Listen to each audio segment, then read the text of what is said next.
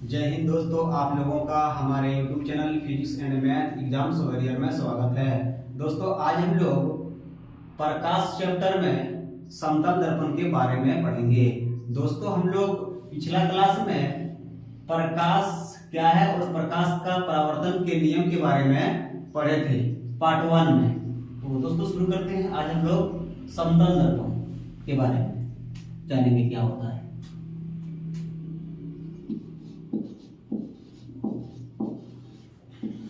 समतल दर्पण अंग्रेजी में बोलते हैं प्लेन मिरर। तो दोस्तों समतल दर्पण किसको कहेंगे या समतल दर्पण क्या है, इसके बारे में सबसे पहले हम लोग जानेंगे। तो दोस्तों समतल दर्पण उस दर्पण को कहा जाता है जिसका परावर्तक पृष्ठ समतल होता है। परावर्तक पृष्ठ कैसा होता है? समतल। तो समतल दर्पण उस दर्पण को कहते हैं जिसका परावर्तक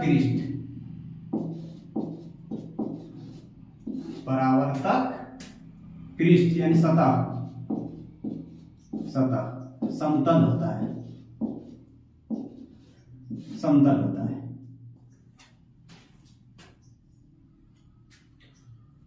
और परावर्तक पृष्ठ समतल होता है समतल दर्पण का। तो दोस्तों समतल दर्पण को एक साइड में हम लोग कलाई कर देते हैं। क्या कर देते हैं? कलाई, ताकि प्रकाश इस पार से उस पार ना हो जाए। तो दोस्तों लोग समतल दर्पण की प्रतिबिंब की विशेषता के बारे में देखते हैं।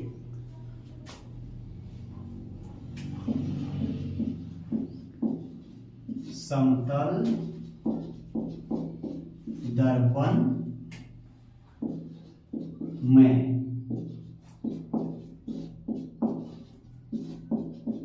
प्रतिबिंब की विशेषताएं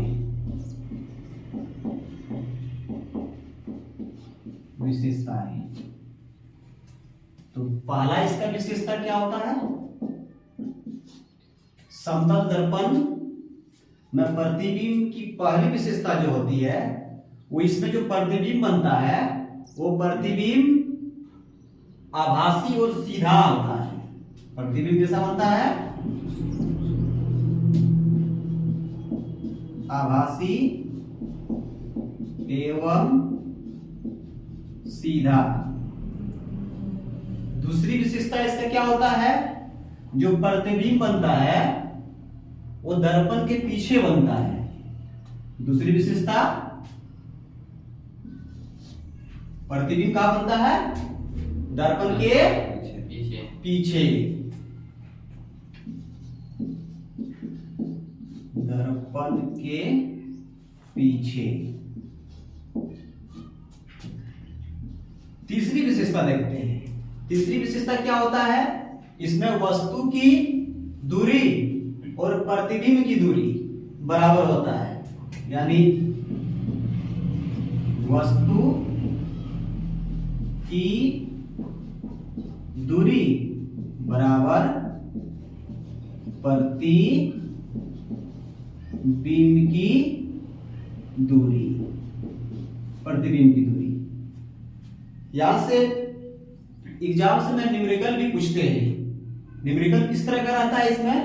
इसमें न्यूमेरिकल पूछेगा कि कोई वस्तु दर्पण से 10 मीटर आगे रखा गया है, तो वस्तु की दूरी और प्रतिबिंब की दूरी कितना होगा?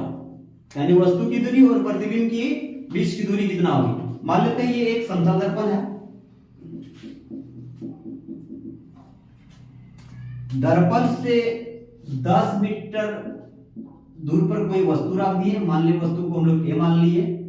तो हम लोग जानते हैं, पढ़ लिए हैं कि समतल दर्पण में जो प्रतिबिंब बनता है वो दर्पण के पीछे बनता है। तो इस ए का जो प्रतिबिंब बनेगा वो दर्पण के पीछे, मान के चलिए यहां पर ए डैश बन गया। तो ये भी हम लोग जान लिए कि वस्तु की दूरी बराबर प्रतिबिंब की दूरी।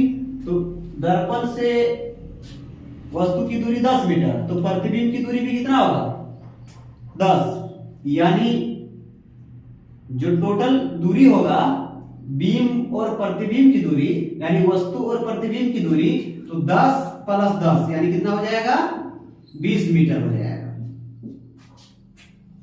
अब चौथी विशेषता देखते हैं समतल दर्पण का। तो चौथी विशेषता क्या होता है,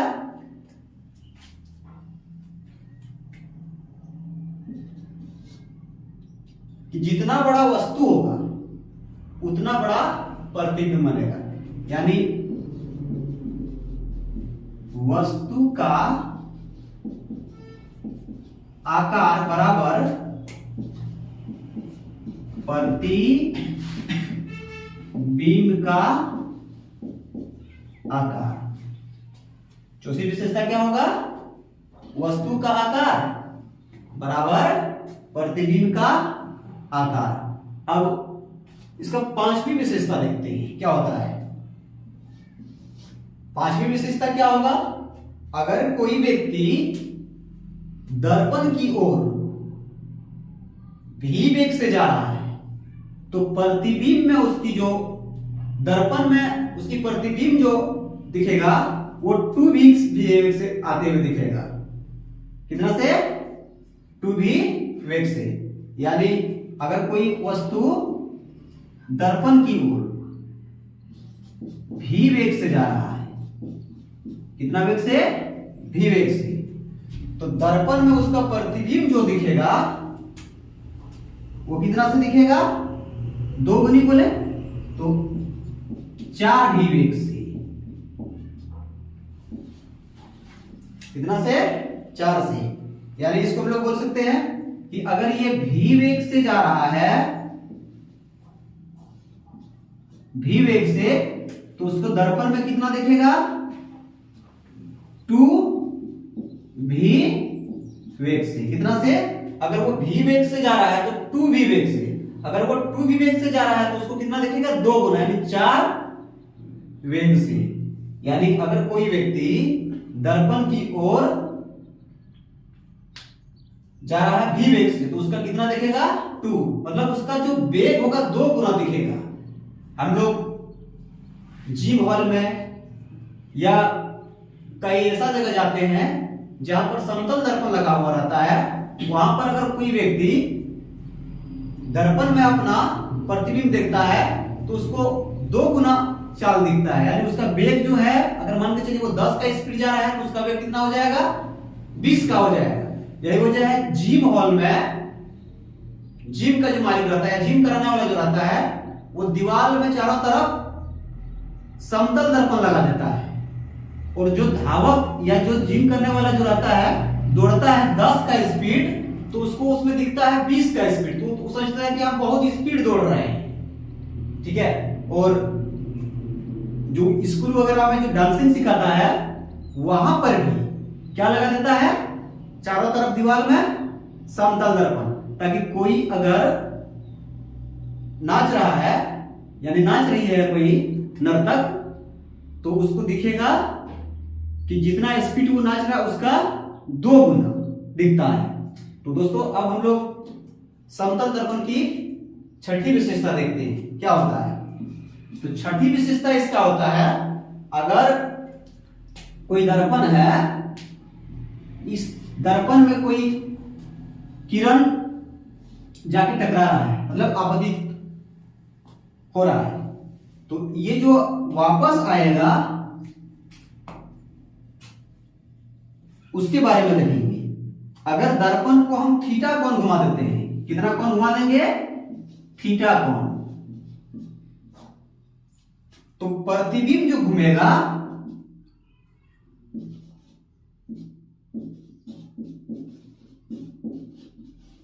प्रतिबिंब वो 2 थीटा कोण से घूम जाएगा।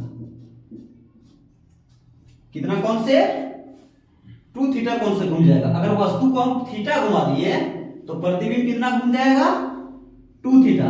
यही वजह है कभी कभी हम लोग जब क्लास लेते हैं तब अगर थोड़ा सा भी कैमरा सही से सेटिंग नहीं हो पाता है तो जो बोर्ड है वो अगर थोड़ा सा झुका हुआ रहता है ना तो उसका डबल दिखता है, तो बहुत ज्यादा दिखाई देने लगता है।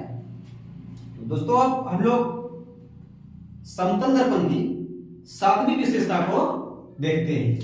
सातवीं विशेषता क्या होता है समतल दर्पण का, कि अगर कोई व्यक्ति अपना पूरा शरीर दर्पण में देखना चाहता है तो दर्पण की जो लंबाई होगा वो वस्तु की लंबाई का आधा होनी चाहिए, यानी वस्तु की लंबाई बराबर 1/2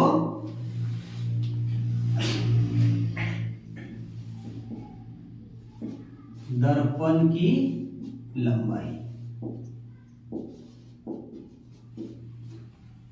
यानी वस्तु की लंबाई अगर 10 मीटर है तो दर्पण की लंबाई कितना होना चाहिए, आधी यानी 5। इसकी प्रमुख विशेषता को हम लोग जान लिए। विशेषता पहला में क्या जाने कि इसमें जो प्रतिबिंब बनेगा वो आभासी एवं सीधा। दूसरा विशेषता क्या जान लिए कि दर्पण के पीछे इसका प्रतिबिंब बनेगा। तीसरा में क्या जान लिए, वस्तु की दूरी और प्रतिबिंब की दूरी दोनों बराबर होगा। चौथा क्या जान लिए, वस्तु का आकार और प्रतिबिंब का आकार बराबर होगा। पांचवा में क्या जान लिए कि कोई वस्तु अगर दर्पण की ओर v वेग से जा रहा है तो उसका वेग दर्पण में 2v वेग से दिखेगा।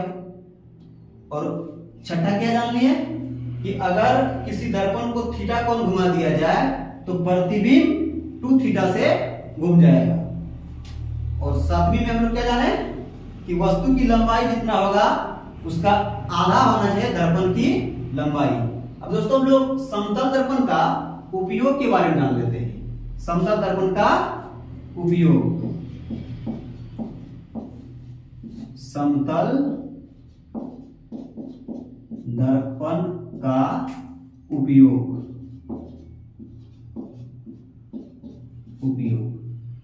तो दोस्तों इसका उपयोग हम लोग सामान्यतः घर में जहां चेहरा देखते हैं वहां पर इसका इस्तेमाल करते हैं, टेबल को सजाने में करते हैं, और बहु मूर्ति दर्शी में करते हैं, पेरिस्कोप में करते हैं,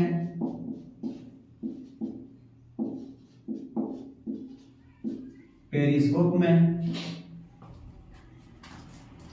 तो दोस्तों अगर आपको हमारी क्लास अगर अच्छा लगा तो लाइक और सब्सक्राइब करना ना भूलें, और साथ ही अपना दोस्त को शेयर भी कर दें। Thank you.